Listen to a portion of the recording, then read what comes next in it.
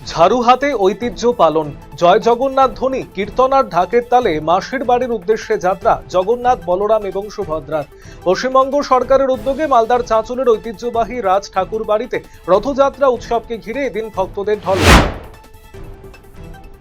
বৃহস্পতিবার গোটা দেশের পাশাপাশি রায়গঞ্জ শহরেও শুরু হয়েছে হিন্দুদের প্রাচীন ধর্মীয় উৎসব রথযাত্রা উৎসব। রায়গঞ্জ শহরের বিভিন্ন এলাকার পাশাপাশি দেবীনগরের দেবীতলায় গৌর নিতাই সংঘের পরিচালনায় শুরু হয় রথযাত্রা উৎসব। রথযাত্রা উপলক্ষে আজ থেকে দেবীতলায় মন্দির প্রাঙ্গণে শুরু হলো রথের মেলা। রথযাত্রার দিন ধূপগুড়ি শহরের ব্যস্ততম মিলপাড়া এলাকায় একটি বিশালাকার সাপকে ব্যাঙ খেতে দেখে স্থানীয়দের মধ্যে ব্যাপক আতঙ্ক ছড়ায়। খবর পেয়ে সর্পপ্রেমী ভজন সাহা দ্রুত ঘটনাস্থলে পৌঁছে সাপটিকে উদ্ধার করেন।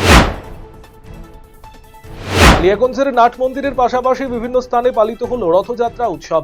এদিন ইসকনের উদ্যোগে কালিয়াগঞ্জের গৌর ভক্তবৃন্দের জগন্নাথ রাম মন্দির প্রাঙ্গণ থেকে রথযাত্রা উৎসবের সূচনা হয়। বৃহস্পতিবার কালিয়াগঞ্জের যমুনা পেট্রোল পাম্প লাগোয়া জগন্নাথ রাম মন্দির পরিচালিত রথযাত্রা ঘিরে উৎসব মুখর হয়ে উঠেছে। রথযাত্রাকে ঘিরে উৎসবের আমেজ মালদার হরিশ্চন্দ্রপুরে। বৃহস্পতিবার বিকেলে হরিশ্চন্দ্রপুরের থানাপাড়া থেকে শুরু হয় রথযাত্রা উৎসব।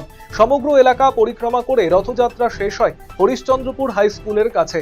অসংখ্য ভক্তদের জয় জগন্নাথ ধ্বনিতে মুখরিত হয়ে ওঠে এলাকা।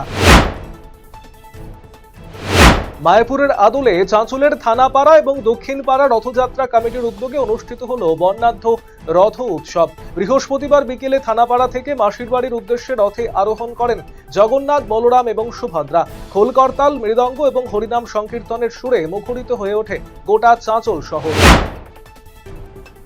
রথযাত্রায় নকশালবাড়িতে একাধিক কর্মসূচিতে রাজ্যের প্রতিমন্ত্রী আনন্দময় বর্মন। বৃহস্পতিবার নকশালবাড়ি ইসকন মন্দির রথযাত্রায় উপস্থিত হন দার্জিলিং এর সাংসদ রাজু বিস্তা এবং প্রতিমন্ত্রী আনন্দময় বর্মন। একসাথে রথের দড়ি টেনে রথযাত্রায় উদ্বোধন করেন তারা।